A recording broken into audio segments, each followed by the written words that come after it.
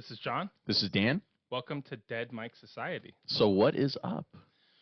So Spain dominated in a way the game of the final of the World Cup.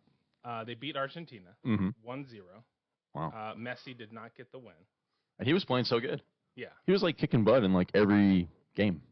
Now, did you see President Trump would not leave the stage at the end when they were presenting the cup to the team? How do we feel? Okay, I'm hesitant to be political. Because we don't want to lose viewers, but at the same time we want to be ourselves. Right.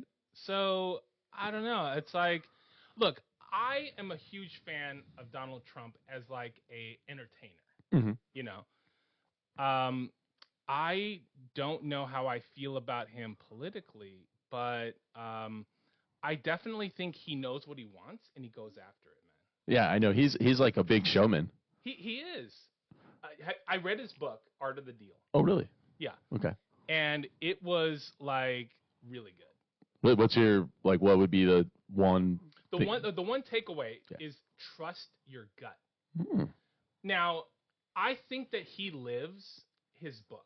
Like everything was about trust your gut, go with what you feel, be honest, be true to yourself.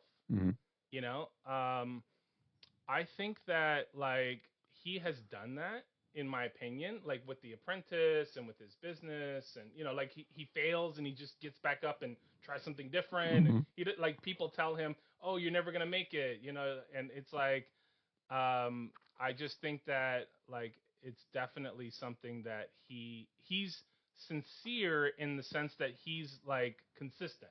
That's what I want to say. Yeah, for both presidencies, he's pretty much been consistent president, even though a lot of people don't like him because he kind of acts up and he says things that make people feel uncomfortable. Right. But I'm guessing in the book, he's explaining that that's who he is, I'm guessing, and then he's delivering it. And, I mean, there's a huge MAGA following. I mean, okay, so we went to a comedy club. Yeah.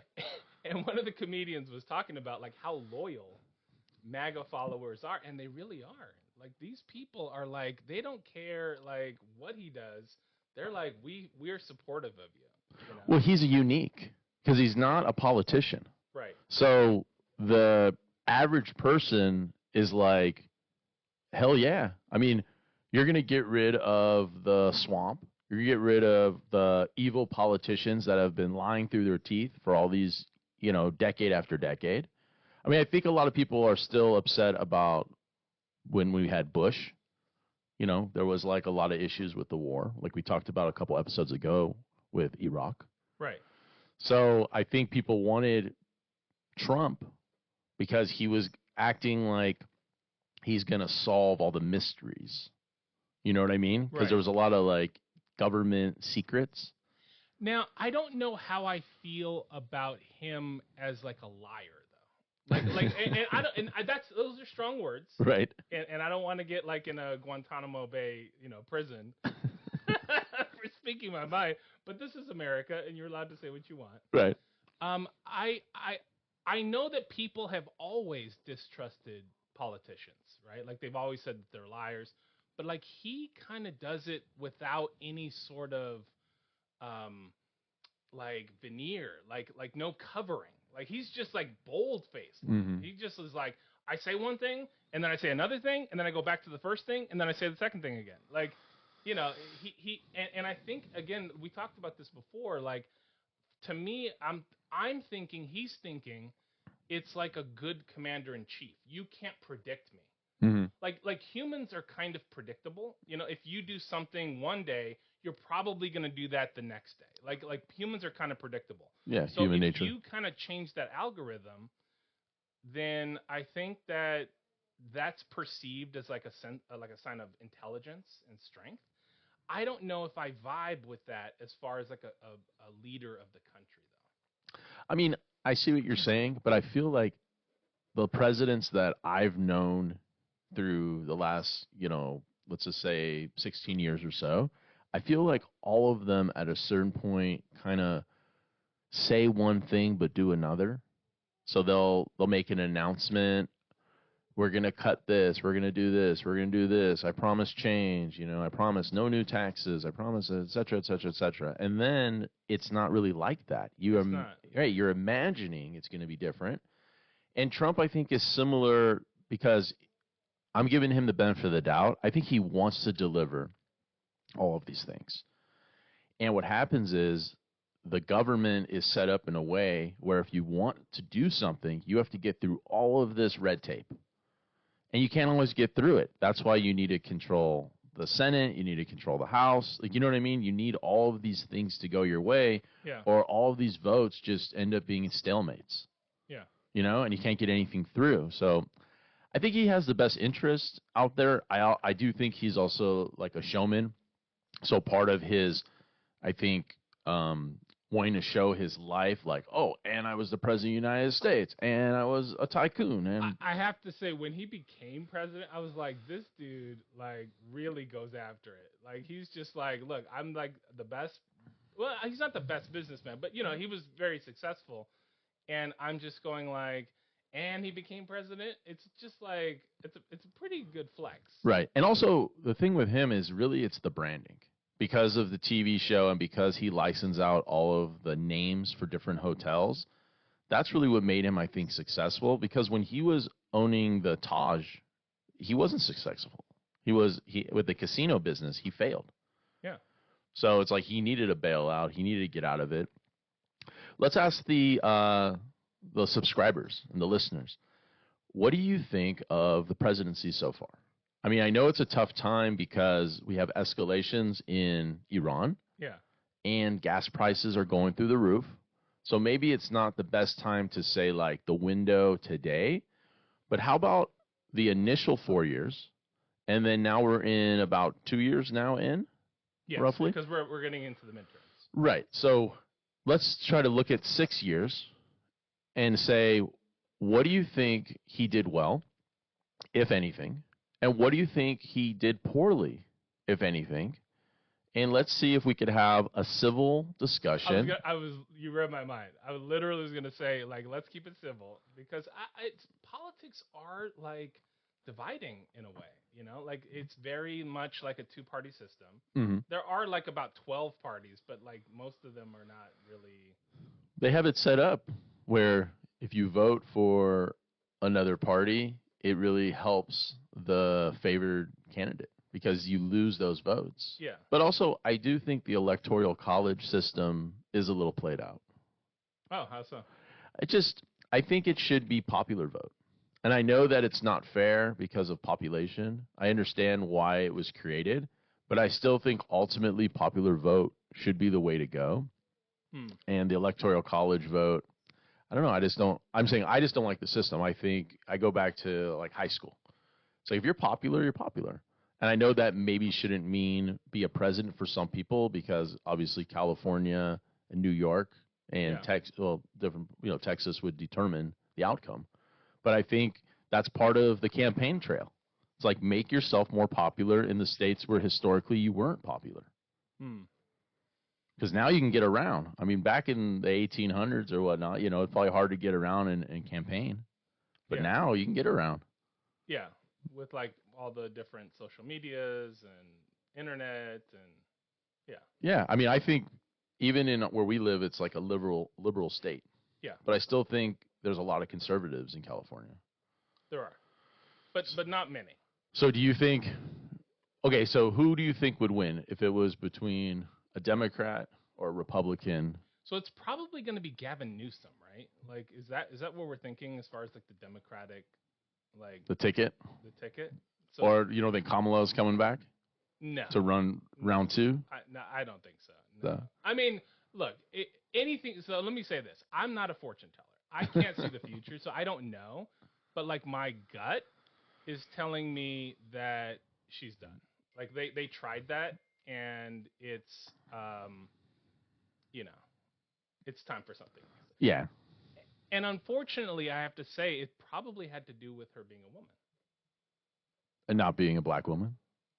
And not being a black woman. I think Just woman in general. I think being a woman in general had something to do because you have to consider like what the president is. The president isn't literally the leader of the country. He or she is, but it's mostly being a commander in chief. Mm-hmm. So like when you are the commander in chief, you're the leader of the military. Right. And women can't be in combat roles. Really, I thought now they can.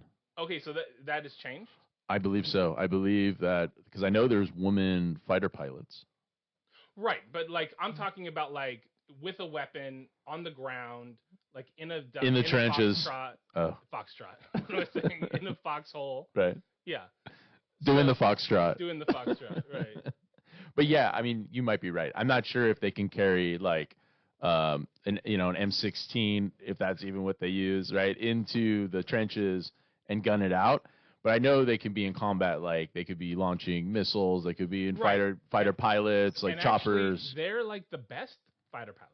Like women are actually like the best pilots that exist. Like there's something about like their ability to like read and analyze the situation quickly and break it down, that they have supremacy over men. So that's like one of the few military roles where women like excel over men. You know? Now, last night there was an alert that they were evacuating U.S. troops out of the regions near Iran. And I was kind of going down the rabbit hole a little bit. Apparently, Iran has a missile that is able to go undetected from the U.S. defense systems. And that's why they were moving the soldiers or whatever army personnel as fast as they could from these locations because they don't know how to intercept that missile. And the U.S. drones that were designed to, I guess, protect those areas like the bases, they were destroyed. So Iran was able to destroy the drones, and then there was a missile that went undetected. And I guess there was a service member who was killed there was a fallen drone from Iran, and that they were trying to disarm it, and it blew up and killed the serviceman. Oh, wow. So that was the last one who died. So I guess it's 3 now that have died in the last couple days. Yeah. So the tension's really rising. I mean, 1/8 of the world's oil supply goes through that strait. And the Houthis, if I'm saying it right, or Houthis, they're like the Iran's like proxy. So they're basically like pirates for Iran. I don't know how to explain it. They're like an army of people who will do the fighting for Iran, but not as Iran. They do it as the Houthis. So I guess they are involved now, and they're in the strait, and they are stopping ships from Saudi Arabia because Saudi Arabia has been involved in helping the U.S. Yeah. So now they're stopping their tankers. So we have a naval blockade, and we are not allowing basically Iran to attack ships that are coming through. Our blockade is to try to protect those ships that are carrying oil. Right. Well, now the Houthis are there, and they're not letting Saudi Arabian ships pass through. Wow. So it's turning into a big cluster F, basically, in that area. And now you have an escalation in weaponry, because if they escalate to weapons that go undetected, well, obviously then we have to go to a higher grade of weapon.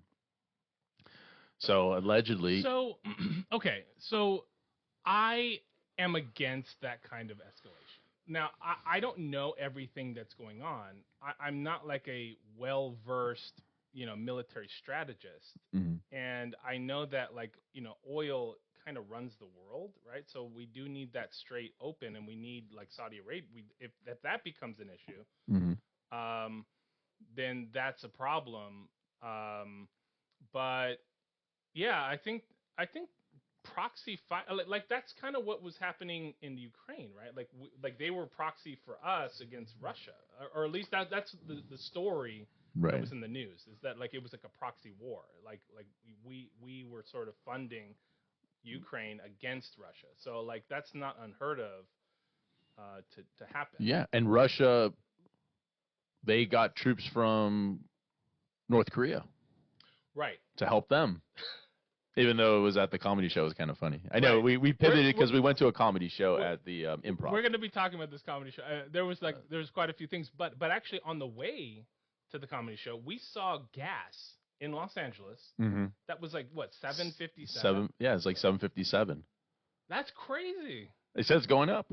Yeah. Today it went up. I mean, why not? But I do think it's price gouging. So we had a price gouging situation recently in California, and I know that everyone in California will remember this. About a year ago, you'd go to the grocery store and you wanted to buy eggs. And eggs were like, I don't know, $12 to $20 for a dozen. It was like insane prices, and they said there was this bird flu going around. So they had to up the price because they had to destroy all these eggs. I know. I remember going to Costco and like it was empty. Like people were taking like 12 packs. Like there was no limit at the time, and their whole cart was full of eggs. And they're just selling them on the street. Yeah. Just like, yo, how much you need? You know what I mean? It was like drug dealers. Right. Anyway, so what happened was a lot of restaurants and citizens were complaining. They're going like, really? Bird flu destroyed all of the chickens, and there's no eggs. Like this has to be BS. It was lasting for a long time. It wasn't just like a few months. It was going on for like a year. Yeah. So apparently the federal government did an investigation, and they found that the books were being cooked by the egg manufacturers. Oh. So they made a settlement. The egg manufacturers admitted no guilt, like they don't want to admit anything, but what they're doing is they're settling. So they're giving, let's just say, a couple $1 million. Yeah. And they're donating like 500 million eggs as a, I don't know, consolation prize for the theft that they're not going to admit to. So, I mean, how does that make you feel that the egg company or, manufacturers are just liars? Okay, so like it's sort of like what I said about politicians. I don't think that corporations necessarily have my best interest at heart. I don't think that's why they get into business. I think they get into business for money, and money, unfortunately, does not have like an ethical aspect to it. I think you can make money and be ethical and moral, but I think that like you can make more money by being unethical. Right. And I think they go, look, it's your job to catch us, and if we get caught, we have the money to pay the fine. Right. It's like the rich guy who speeds on the freeway, and he's like gets a ticket, and he's like, well, hey, guess what? Rips it up, goes on his day. You got me. Give me another one. Like I got places to go. So I think it's sort of like similar. So I'm not. So when you say that, I'm not surprised. I don't have a lot of faith. I don't distrust, corporations in general. I mean, I do go shopping and I buy things and, I get services, but I don't have like the biggest, impression of corporations. Yeah. Just because of the fact that they're a bodiless entity. Like they basically are like a person, right? Like corporations are a person, but they don't actually have any emotions. They don't have any like history. They're just this like collection of people who are like for the sole purpose of making money. Yeah, they're basically a machine.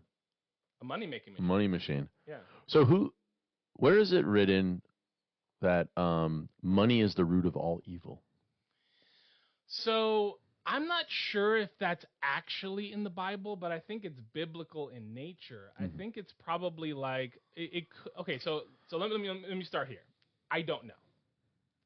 I don't know, but if I had to guess, I would say it's probably like in the book of Proverbs or the book of Wisdom or something like that, that deals with that.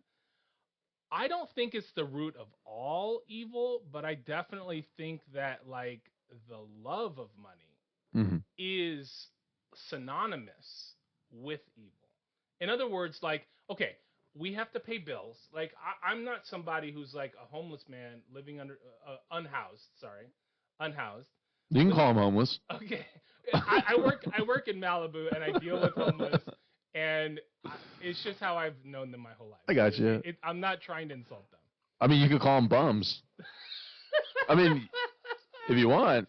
I'm just saying, in our show, you can call them bums. I wouldn't do that. Now No. that so in the same way that I look at that as being offensive, Oh, is it? To me, right? Like if let's say someone was asking me, he's like, "Hey, John, do you have any money?" I wouldn't be like, "Get out of here, you dirty bum." You bum. Why you bumming off me? Yeah, I would feel so like dirty. I don't know. I feel that that's like pretty harsh. I got you, but because most of them didn't choose it. You know? Or did they? Like, what I mean is, Now, I've never interviewed a homeless person, but I know people who work in the industry, and I know that, like, I do research just to figure out how to communicate with them better. And I feel like a lot of them just have mental illness. Like, they're just not, they don't want to get with the program of I have to pay my bills, I have to pay my rent, I have to pay for utilities, I have to pay for food. It's like it's just too much. It's like it's overwhelming. In my research, the majority. Obviously, there's exceptions. Some people are like van lifers, and they just live in their van and they drive from state to state and they live in parks and they don't have a home. But I'm talking about like the people you see on the street yelling at the sky. Like those people, generally speaking, are mentally ill. But okay, well, two parts. The first part is it's bum-ish to live in the van and drive around. Right. It's bum-ish. It's bum-ish. The other part is that at this point, bums have huge tents, and they have societies of tents and more unhoused, or however you want to call it, people. Yeah. So I'm starting to think it is a choice. It's not just like you woke up and you got behind on a couple bills and then you got evicted and you landed on the streets. Yeah. I mean, they're building huge, like, homeless resorts, encampments. Right. These things are insane. And they actually have, like, a political element to them. Like, they have a president. Really?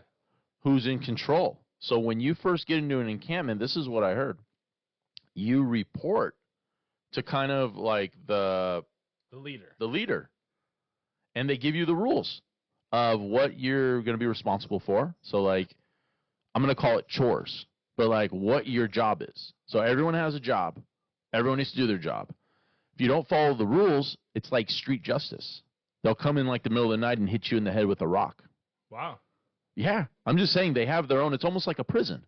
They have their own politics. No one's calling the police.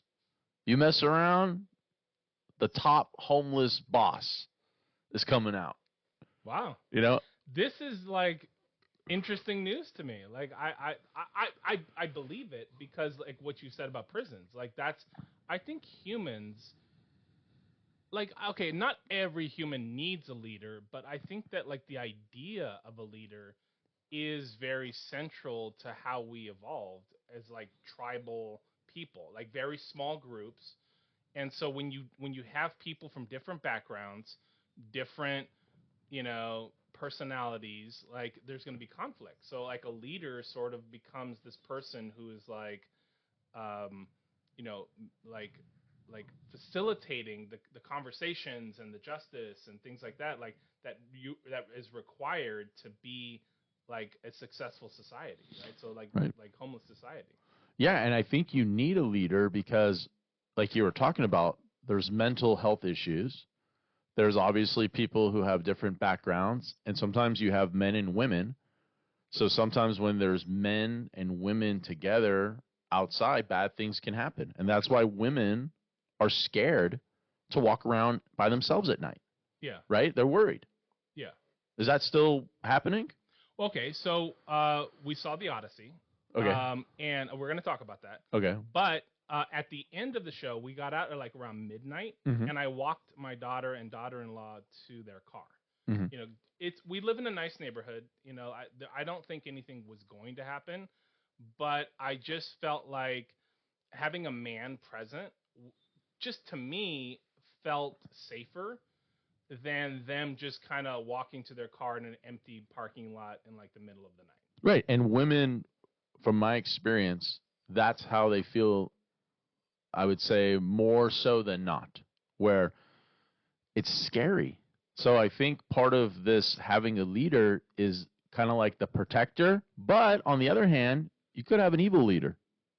Yeah. Right? So Right. we don't know all the different homeless camps, and I'm sure they've had an array between the different ones. And I know that LA is trying to dismantle them because I have seen less. Like yesterday, I happened to be in Manhattan Beach. Yeah. And a couple years ago, I had driven down there. It's kind of past, the airport. And I'd seen off the freeway a lot of encampments. And yesterday when I drove down there, I didn't see like homeless encampments. So I think they're clearing the freeway areas of the encampments, and they're building like fences next to them to kind of keep them out. Yeah. So I'm not sure where they're relocating to. Let me ask the viewers, do you have a homeless issue in your area? Are they taking over the streets near your house? Are they ruining your property value? Are they making it uncomfortable to go for a walk? Because that's really what we want to know. And if it is, you don't have to tell us your address or anything, but just what area are you in? And is there anything you can do? Have you written to your congressman? Have you written to the mayor? Can you call the police? Do the police do anything? I know we had an episode a while back where we were talking about a friend of mine who would drop his daughter off at school. I believe it was near Palisades, and they have like a unhoused person who's actually defecating.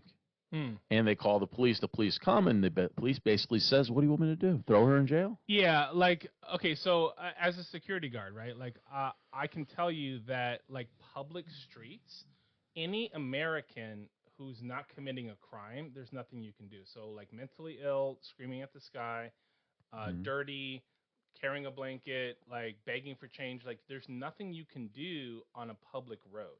And that's part of like the California Constitution of protecting all individuals, of not being discriminatory. So just because you don't like them, that would be like saying any group, just picking a group out of a hat and just saying like, oh, all these people, I don't like them, so let's get rid of them. Right. And so I think the law, and it's kind of like one of those unintended consequences thing. It's like you pass a law to have like protection and to eliminate discrimination, but then you end up with this like issue between like the I don't know how else to put it, like civilized society versus like the homeless society. Like, right. And you're saying they are civilized, and I'm not.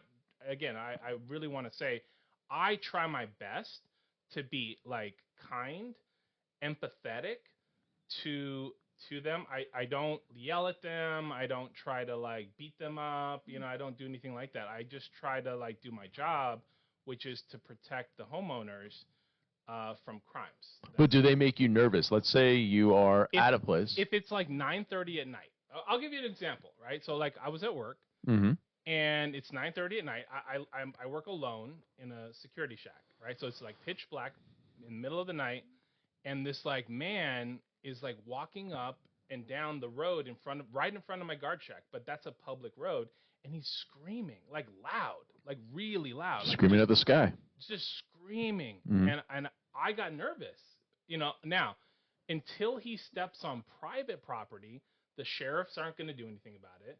They're, like you said, they're just going to go like, well, what do you want us to do? Right. Like he's within his rights to do that. It's not illegal to be mentally ill. But you're not a vigilante kind of right. And that's guy. what I'm saying. I'm not Batman. FAFO. You come out. Right. Right. What's up? You want to meet my little friend? Right. Yeah. Okay. I'm not like Charles Bronson. I got you. Yeah. All of a sudden, you're hog tying him like, hey, you just stepped on private property. Right. Don't make that mistake twice. Right. I got you. But you got to give him the rights. You got to get and when you say I got to, I look at it like if I give okay, this is very magical thinking. I know that. Mm-hmm. Okay, what I'm about to say is very magical thinking, but We like magic. it's what it's just how I have chosen to do my job. If I give justice to other people, I will receive justice from the universe, from God, from other people. It's basically karma.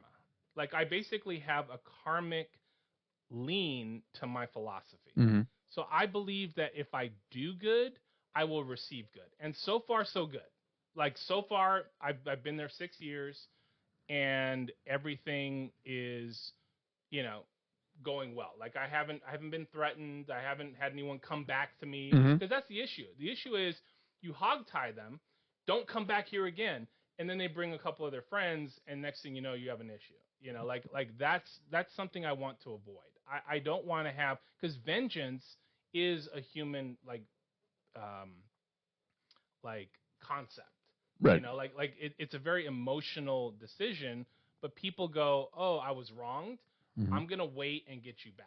You know, and I've tried to like rise above that and go like, I will take the hit and I will try to give justice. Mm-hmm. You know, so it's very magical. I understand that. Like, there's no real like, um, there's no real. I don't know. It's not really scientific, but Well, it's like two quotes are in there. You got the "do unto others as you want done to you," right, and then you got the evil inclination right, for the revenge. right. So it all goes back to the main story. The main story. So, but that, anyway, congratulations. 6 years kicking butt up there, and give Jon a round of applause. And also, now is a good time to hit the subscribe button, Yeah. and also go to the comments and let us know the topics that you want to hear about. I think today we are going to touch on the Book of Questions. Yes. It has been a couple episodes since we did that. Yes. But also, before we do that, let's talk a little bit about the Odyssey. Okay.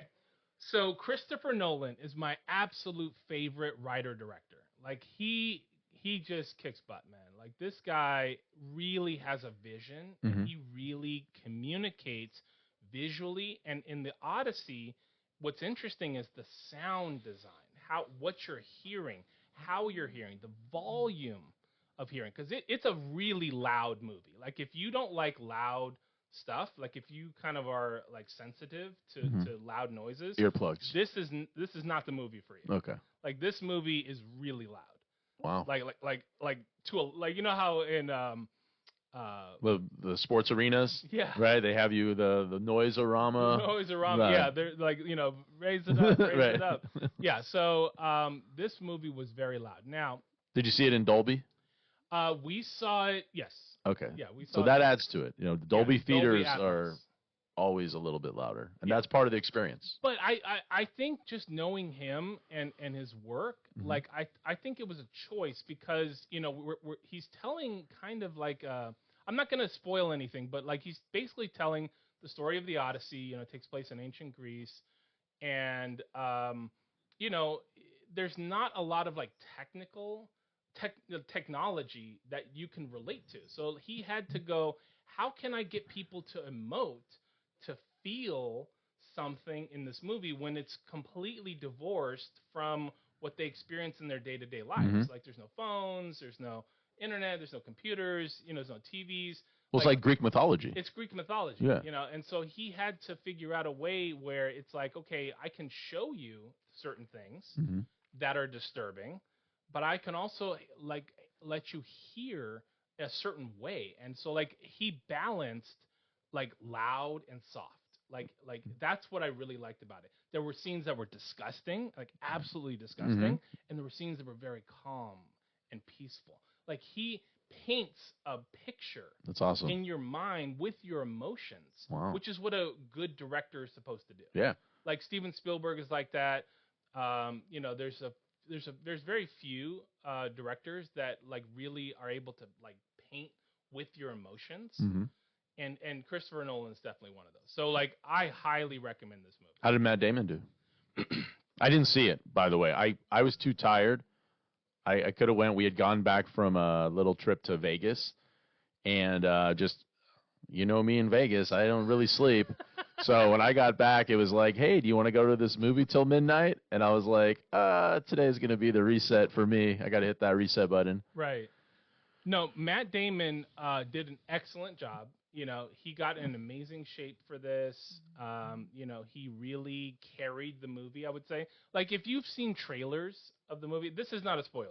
If you've seen I trailers... saw the trailer for it when I saw Supergirl. Right. Yeah. So if you've seen trailers for this movie, you know that there are certain, like, guest stars in it. And that's exactly what they are. They're not, like, co-stars, I would say. Like, really... But more than a cameo. More than a cameo. Yeah, Okay. they were really, like, guest stars. And I think that Matt Damon is, like, really the prime actor. And he really does a good job of carrying a 3-hour movie. That's another thing you need to be aware of. This is a 3-hour movie. Wow. So, like, if you can block out that much time, you're not going to notice it passing, by the way. You need a large popcorn. You need a large popcorn and for this one. For this one. For this one. I think I went through, like, 2 huge sodas. I drink Coke Zero, so no sugar, but, you know. That's cool. Yeah, but, yeah, no, I highly recommend this movie, especially if you're a fan of Christopher Nolan. So go out there, check out the Odyssey. We're not working for them. It's an honest opinion from John. Yeah. And then you want to tell them a little bit about the comedy show, or you want to get to book questions? I do. So, okay, what I wanted to say about the comedy show. So, in my experience with comedy shows. Wait, can I ask you one question? Sorry to interrupt you. Are men or women comics funnier? Okay, and now you say what you're going to say and think about that. Okay, no, I have the answer. Oh, you already have it. Were you going to say that? No, I wasn't, but it's politically incorrect. But I would say that more men comics are funny and more women comics are unfunny. Not all. Right. There's a lot of women comics that I like, and there was actually one at the show who was pretty good. Really funny, yeah. Was really funny. But there's something about being a man and, like, having a woman talk about, like, her husband and, you know, her issues being a woman in sports or whatever, that I just go, I'm not, like, connecting. But women are connecting to it, and there's more women than men on the planet. On the planet, right. So, like... So women comics are needed. It's just my opinion, right. But I just go, like, there's way more women comics that I find unfunny, and there's way more men comics that I find funny. So I think they're both funny, but I think the men comics get bigger laughs. So, like, when you get those big belly laughs, I don't feel like you get those as much, but there's a few, and there's a few jokes. Like, I know on the roast of Tom Brady, I know we've talked about her before. Nikki Glaser? Nikki Glaser. She was great. I mean, she was so freaking funny. She's one of the women comics I love. I'm just saying, like, deep belly laughs. I mean, she roasted the crap out of Tom Brady. I mean, I still can't. And Gronk. I mean, Gronkowski, she made him out to be an idiot. I mean, it was the funniest thing. But at the show we saw, it was a lineup of mostly female comics, and it was back to back to back. Yeah. You know what I mean? And it was like, I was going like, oh, come on, improv. Please get funnier. And then that one lady came out who was in, like, Soul Plane. Soul Plane. And she was, you remember her name? I don't. Oh, man, yeah. She was so funny. She had, like, braids. Anyway, she was great. She was hilarious. And then I don't remember anyone's name. I didn't write down anyone's name. Okay, so Jay Moore is the 55-year-old comedian who was talking about, like, his girlfriend or his wife living in, like, the apartment above him. It's the guy from Jerry Maguire. Exactly. And I literally was watching Jerry Maguire that day. Funny. So that's why I was like, wait a minute, that's Jay Moore. Now, he looked completely different. Like, he must have gotten, like, plastic surgery or something. Yeah. He was slipping up on his words, though. Like, he couldn't form complete sentences at some point. I don't know if he was hammered or what, but he was kind of like, why can't I say words? Yeah. Yeah. But the reason I brought him up is because I thought he had the most, let me start here. What I'm saying about comedy clubs is that, like, sometimes you laugh, it's funny, it's outlandish, it's outrageous, but sometimes they really tell truth. They really say something and you go like, wow, that's actually true. So what he said was, he goes, look, when you say something, you need to ask yourself 3 questions. Do I need to say this? That's the first one. Then you ask yourself, do I need to say this right now? And then, do I need to say this myself? And I thought that was like so interesting because I had heard that before, but when he said it, I go like, I need to really think about like when I speak, like am I speaking correctly? Like, is this something that needs to be said right now? Is it something that needs to be said by me? Like, it's just something to consider in terms of communication, That's like stoicism. So it goes back to that. You know what I mean? Because you do kind of have this internal concept of what you should say, why should you say it, and do you need to say it? Right. So it's like a full circle. Yeah. So anyway, let's go to Book of Questions. Okay. And if you have time now, hit the subscribe button, hit the like button, share it to a friend. Why not share it? You can always go to the deadmikesociety.com, sign up for the fan club. We have some merchandise up there. Get a T-shirt. Why not? Yeah. Okay. Coffee mug. So, okay. Would you rather watch an Olympics that outlawed performance-enhancing drugs or one that embraced them and let athletes use medical pit crews to jack up their performances? I'm going to go for the one where they're jacked up. I think Vegas did this one not too long ago, Really? where they did like a competition that was for all enhancement. Wow. Like there was no testing. And I think let people compete how they want to compete as long as everyone's on the same playing field. Because if everyone's doing steroids or whatever it is now, steroids is like 1980s. I know now they're like steroids, ha ha ha ha ha, buddy. Like Right. This is real stuff with a different name. Whatever they're doing now, let's have everyone do it and see who is the most. And I think for sports too, there should be a baseball league, there should be a basketball league, a football league of just people who are out of their minds, yoked up. Why not? That'd be insane. I mean, they let wrestlers do it. Okay, I'll tell you why not. So, Okay. So I disagree. Okay. I originally was like, oh, that might be interesting, but then I thought about it and I was like, do I want to see Michael Phelps or some other Olympian and they're like 40 and they're getting heart attacks? I remember as a kid, I loved wrestling. Okay, I loved the WWE when it was called the WWE. No, sorry, WWF. Yeah, it was called WWF before WWE. Mm-hmm. And then all of a sudden, everyone was getting heart attacks. They're all dying, like in their 40s.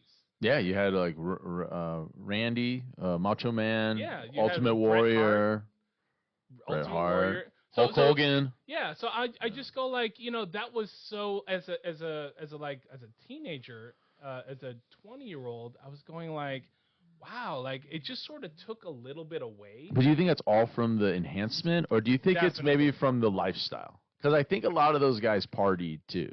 Like I don't think that they were still doing drugs, like steroid drugs, after they left the league. I think it was it was an effect that I know that like I'll give you another example, right? So there's a YouTuber. And the name escapes me right now, but he was like a bodybuilder, Mm-hmm. okay? And he was like super big. I mean, this guy was like gigantic, and he he avidly used performance enhancing drugs. Like he would show you, like on the videos, he'd be like, "Yeah, this is what I use." Was it steroids? I think he called them PEDs, Okay. performance enhancing drugs. Okay. So I'm not sure. I'm sure it is a steroid, but I'm not sure like what the name of it is, or Got it. Like So he had a bunch of like cocktails. Okay, so it's a steroid, just a group. He died of a heart attack, and he was like 40. So I definitely think it's probably like the lifestyle of like lifting a lot of weights and exercising to like beyond the capacity of a human. Like eating sticks of butter. Yeah. And like just red meat. Like how about the guy who was lying about eating a raw meat diet? I think Joe Rogan called him out. There was a guy who was like Mr. Raw Meat, and he was claiming that he's eating like these huge ribeyes of just raw. Just raw. He'd be on video like chewing into them. But I think people looked into him and found out that he was just full of it. That he wasn't actually on that diet. For his videos, he would do that. He would eat like raw meat. Yeah. But in real life, he was eating like normal. But he was just that was his persona. But a lot of people were getting sick. They were copying him. He had like millions of followers. So they're like, oh, raw meat diet. I'm going to go to the store and buy a grass-fed ribeye and just eat it out of the package. Like, yeah, people were getting sick because that's what he was doing on the YouTube. Wow. Insane. Please don't eat any raw meat unless you know what you're doing. But we're going to say don't eat raw meat. Yeah. Now, what's the difference between eating a rare steak and eating raw meat? Like, is it the fact that the outside is seared and the inside can't have bacteria, like, get to it? Well, rare meat's cooked. Raw meat's not cooked. Right, but, like, isn't that what rare, like, when people say, like, I want it bloody. It's still cooked. It's just cooked to that temperature. So there's, like, a temperature guide. I think meat, if it's going to be medium, or, like, it has to be at least an internal temperature of 165, if I recall correctly. So if you want it rare, they might bring it down to, 160, 155, and it's kind of rare. But they want to get it to 165 because then that's the guidelines to kill the pathogens. So if you want rare, it's a little bit less temperature than it's supposed to be. So sometimes you'll go to a restaurant and they'll say, how do you want your burger? And you say rare, and they go, oh, we can't do that. It has to be 165. I've been to like a Red Robin, and they can't do rare burgers. But you can go to a steakhouse and say, hey, I want it rare. They can do it, but they're probably using higher quality meat, which has less pathogens in it. So they can, basically, if you're not at risk, like we eat sushi. Sushi's raw fish. Yeah. By the guidelines, you're not supposed to eat raw fish, but they do cure the fish. So usually they salt it and then wash the salt off and then freeze it. And then you're using previously frozen fish that had like a salt brine on them, or sometimes they use sugar. And I heard it's like a really low temperature freezer. It's not like you're freezing your kitchen. It's high. It's high. It's -3 degrees for the commercial. So like our freezer at the house wouldn't be commercial grade to actually freeze sushi to the level it would need to be frozen to kill all of the parasites that could be in it. But if you left it at a lower temperature for longer, because I think they have to freeze it for 3 days at a higher negative temperature, like negative, I believe it's 3 degrees. Maybe it's -6 degrees. I'm not sure the exact number, but our commercial stuff basically goes like to 0. It's like 0 because you have ice can be made in there. So it's 0, maybe -1, but I'm guessing it's more like 0. Ours is set at 0. 0, exactly. So there they have to go to a negative temperature. Yeah. And I don't know what that is in Celsius. I'm not sure. But that's a good question for the listeners. I know I don't know the conversion rate. Yeah, I don't either. I know that 212 is like boiling Fahrenheit, and then 100 is Celsius. So whatever the difference there is, but I'm not sure what freezing is in Celsius. Yeah, I don't know. But I mean, the rest of the world knows. The rest, exactly. Right. Yeah. All right, so let's do book of questions. All right. And we just did the first one. So basically we're at a difference of opinion. And let's give one for the listeners too. Let's ask them it first, and then I'll do it. So this is for the listeners. Okay. How would you react if you learned that a sad and beautiful poem that touched you deeply had been written by a computer? It feels like this is more modern stuff now. Yeah. Because a lot of everything is written by AI. Not everything, but you know what I'm saying? There's such an enhancement because there's so many people who love books, they love poetry, they love music. Yeah. But they're just not talented. So they use AI, which is almost like enhancement.